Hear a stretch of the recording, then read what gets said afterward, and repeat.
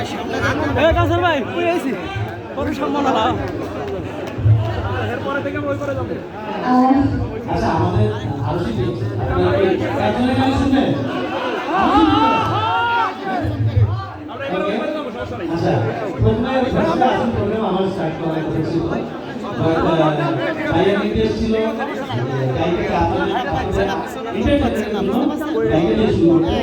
এই গানের পরে আমার গাওয়া